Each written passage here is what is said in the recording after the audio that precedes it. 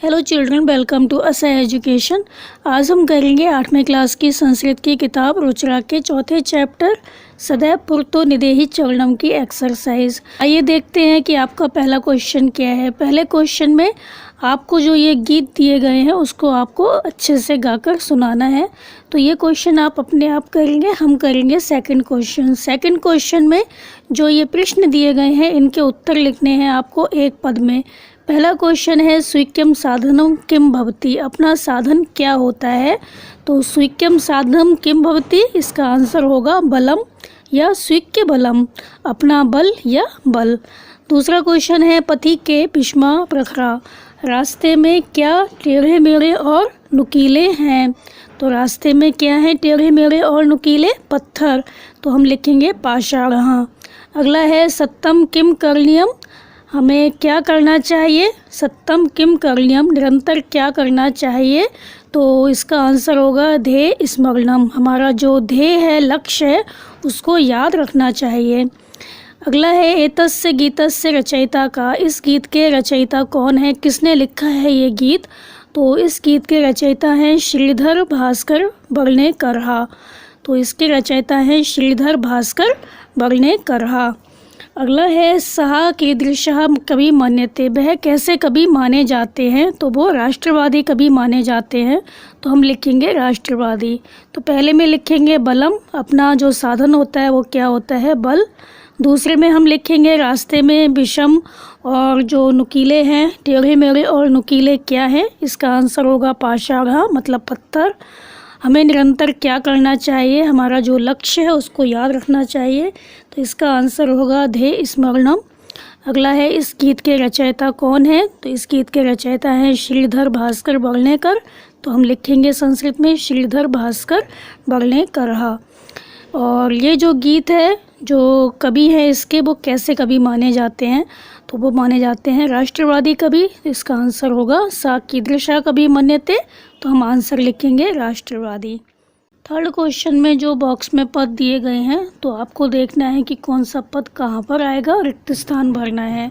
तो यहाँ पर जो एग्जाम्पल दिया गया है वो दिया गया है त्वम पुरतः चरणम निदेहि, तुम सामने कदम रखो। तो यहाँ पर क्या आया, निदेहि, निदेहि माने होता है रखो। इसी तरह से आपको रिक्त स्थान भरने हैं। पहला है त्वम विद्यालयम, तो त्वम विद्यालयम चल, तुम विद्यालय चलो। अगला है राष्ट्रीय अनुरक्तम, राष्ट्रीय अनुरक्तम, इसमें आएगा विदेही, राष्ट्र में क्या रखो, प्रेम रखो, राष्ट्र से प्रेम करो, तो राष्ट्रीय अनुरक्तम विदेही, राष्ट्र से प्रेम रखो। मह्यम जलम देहि, मुझे जल दो। मूढ़ मूर्ख, धनागम कृष्णाम, जही ही, यहाँ पर आएगा जही ही, धनागम कृष्णाम। तो यहाँ पर क्या कहा गया, मूढ़, अरे मूर्ख, जही ही माने त्याग दो, धनागम तृष्णाम, धन का जो लालच है, धन की आने की जो तृष्णा है उसको त्याग दो।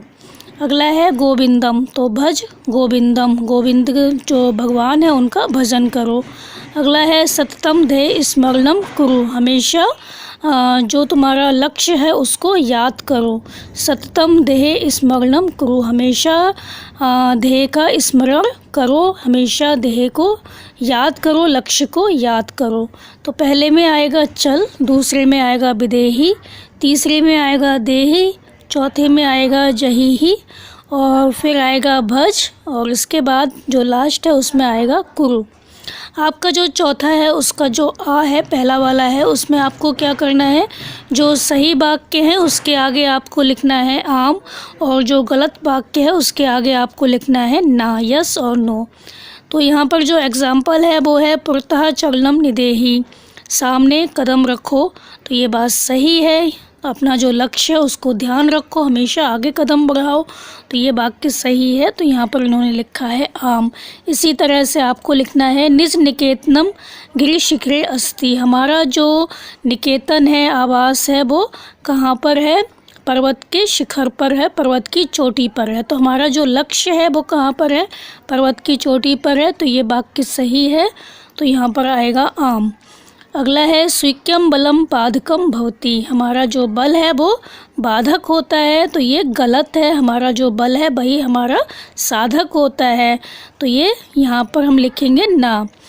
अगला है पथि हिंस्रा पशवः न सन्ति। रास्ते में हिंसक पशु नहीं हैं। तो रास्ते में तो हिंसक पशु होते हैं, मिल जाते हैं, तो ये क्या है, गलत है, हम लिखेंगे ना।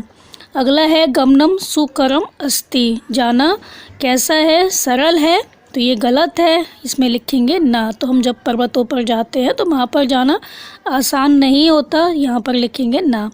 सदैव अग्रे एव चलनीयम। हमें हमेशा क्या करना चाहिए, आगे चलना चाहिए, आगे कदम बढ़ाना चाहिए, तो ये सही है, यहाँ पे हम लिखेंगे आम। तो सदैव अग्रे एव चलनीयम, हमेशा आगे ही चलना चाहिए, तो यहाँ होगा आम। आपका जो चौथा क्वेश्चन है उसमें वाक्यों की रचना करके अर्थ भेद बताना है। जो अर्थ है, जो पद दिए गए हैं उनका अर्थ अलग अलग है, तो आपको वाक्य बनाकर बताना है कि इसका अर्थ किस तरह से अलग है। परतः और पुरतः, जो पहला है वो है परतः और पुरतः। परतः माने होता है चारों ओर और पुरतः माने होता है सामने। तो परतः का हम बनाएंगे ग्रामम परतः वृक्षा सन्ति। गांव के चारों ओर वृक्ष हैं। जहाँ पर भी परतः, उभयता, अमिता, परतः इस तरह के जो पद आते हैं उसके पहले हमेशा द्वितीय विभक्ति का प्रयोग होता है। और इसमें दिया गया है पुरतः। पुरतः माने होता है सामने, तो इसका हम बनाएंगे मम गृहस्य पुरतः विद्यालयम अस्ति। मेरे घर के सामने विद्यालय है। दूसरा है नगा और नागा। नगा माने होता है पर्वत और नागा माने होता है सांप।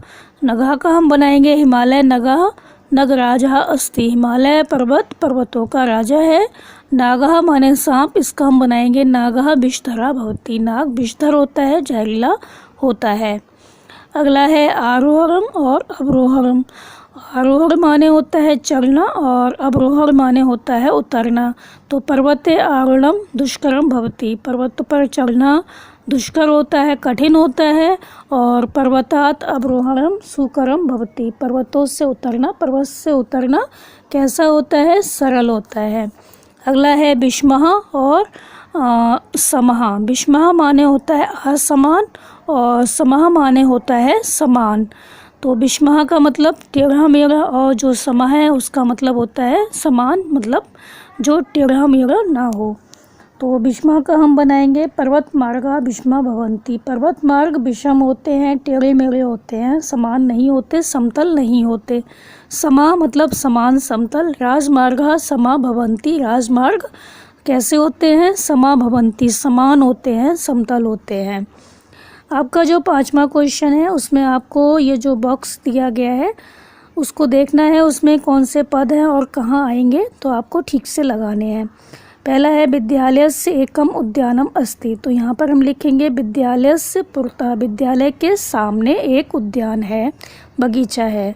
सत्यम जयते। सत्यम एव जयते। सत्य की ही जीत होती है। अगला है किम भवान स्नानम कृतवान। तो यहाँ पर आएगा खलु। खलु जहाँ भी होता है वहाँ क्वेश्चन मार्क जहाँ पर होता है वहाँ पर आ जाता है। क्या भवान मतलब आपने स्नान कर लिया, क्या आपने स्नान किया, तो यहाँ पर आएगा खलु। सः यथा चिंत्यति। जहाँ पर भी यथा आता है उसके साथ में तथा भी आता है। तो सः यथा चिंत्यति, जो जैसा सोचता है, तथा आचरति वैसा ही आचरण करता है। ग्रामम वृक्षः सन्ति। तो ग्रामम परतः, गाँव के चारों ओर वृक्ष हैं। विद्याम जीवनम वृथा। विद्याम बिना जीवनम वृथा। विद्या के बिना जीवन कैसा है, बेकार है। वृथा माने बेकार है। भवन्तम भज। भगवान का भजन करो। तो सदा भवन्तम भगवंतम भज। हमेशा भगवान का भजन करो। अगला जो है उसमें आपको जो विलोम शब्द हैं उनको मिलाना है। तो पहला है पुरतः। पुरतः माने होता है सामने, सामने का पीछे, तो यहाँ आ जाएगा पृष्ठतः। स्वीक्यम माने अपना, परकीयम माने पराया। भीत माने डरा हुआ, डरपोक, और इसका हो जाएगा सहसा, वीर। अनुरक्ति माने किसी में हम अनुरक्त हो, हमें प्रेम हो, और ये विरक्ति माने किसी से विरक्त होना, अलग होना। गमनम माने जाना, आगमनम माने आना। तो पुरतः पृष्ठतः, स्वीक्यम परकीयम, भीत, सहसा, अनुरक्ति, विरक्ति, गमनम, आगमनम। आपका जो साथ में क्वेश्चन का फर्स्ट पार्ट है उसमें आपको क्या करना है, लट लकार में जो रूप दिए गए हैं उनको आपको लोट लकार और विधिलिंग में भी लिखना है। तो लट लकार में जो लिखा गया है आपका जो एग्जाम्पल है वो है पठती। तो पठती क्या है, लट लकार का प्रथम पुरुष एक वचन है, इसी तरह से आपको लोट लकार में भी प्रथम पुरुष एक वचन में लिखना है और विधिलिंग में भी प्रथम पुरुष एक वचन में ही लिखना है। तो पढ़ती है ये लट लकार का, लोट लकार में होगा पढ़तु और विधिलिंग में होगा पठेत। तो आप जो रूप हैं वो याद कर लीजिए, जैसे पढ़तु पढ़ताम पठंतु चलता है लोट लकार में और विधिलिंग में चलता है पठेत पठेताम पठेयुः। अगला है खेलसी, ये क्या है? मध्यम पुरुष एक वचन। तो लोट लकार में मध्यम पुरुष एक वचन में बनेगा खेल और विधिलिंग में बनेगा खेले। अगला है खादंती, तो ऐसे पढ़ती पढ़ता पठंती पठसी पढ़ता पठत, इस तरह से रूप चलते हैं। तो यहाँ पर खादंती है, इसी तरह से लोट लकार में बनेगा पठतु पठताम पठंतु, ऐसी खादंतु, और विधिलिंग में बनेगा पठेत पठेताम पठेयु, ऐसी बनेगा खादेयु। अगला है पिबामी, ये क्या है? उत्तम पुरुष एक वचन है, ऐसी इसमें बनेगा लोट लकार में, इसमें बनता है पिबानी और इसमें बनेगा पिवेयम। अगला है हस्तः, इसका बनेगा हस्ताम और हसेताम। न्यामः, न्यामः का बनेगा लोट लकार में न्याम और नयेम। तो यहाँ पर क्या है? न्यामः क्या है? ये उत्तम पुरुष बहुवचन है, इसी तरह से लोट लकार बहुवचन बनेगा न्याम और विधिलिंग में बनेगा नयेम। और हस्ता पठती पठता पठंती, इसी तरह यहाँ पर क्या है? हस्ताम बनेगा हस्तु हस्ताम हसंतु। तो यहाँ पर प्रथम पुरुष द्विवचन है और विधिलिंग का भी क्या होगा? हसेत हसेताम। तो यहाँ पर विधिलिंग में प्रथम पुरुष द्विवचन में हो जाएगा हसेताम। तो आप रूप याद कर लीजिए, तो आपको काफ़ी इजी होगा ये करना। और साथ में का जो सेकंड पार्ट है उसमें आपको क्या करना है? जो आपका ब्रैकेट में लिखे हुए हैं उसी के अनुसार आपको बनाने हैं। तो पहला दिया गया है गिरीश शिखर, जो एग्जाम्पल है, तो इसमें सप्तमी विभक्ति एक वचन में लिखना है। तो गिरीश शिखर का एक वचन क्या होगा सप्तमी विभक्ति में? गिरीश शिखरे। इसी तरह से आपको बनाने हैं। पथिन सप्तमी विभक्ति एक वचन में बनाना है, सप्तमी विभक्ति एक वचन में बनता है पथिन का पथि। और राष्ट्र चतुर्थी विभक्ति एक वचन में लिखना है, तो इसका चतुर्थी विभक्ति एक वचन होगा राष्ट्राय, राष्ट्र के लिए। अगला है पाषाण, तो सप्तमी विभक्ति एक वचन में होगा पाषाणे। यान द्वितीय विभक्ति बहुवचन यानानि। शक्ति प्रथमा विभक्ति एक वचन शक्ति। पशु सप्तमी विभक्ति बहुवचन पशुषु। और हमारा जो ये चैप्टर है वो यहाँ पर ख़त्म हो गया। तो बच्चों आप इसको अच्छे से समझ कर याद कर लीजिए और हमारे चैनल असा एजुकेशन को लाइक कीजिए, सब्सक्राइब कीजिए और शेयर करना मत भूलिए। Thank you.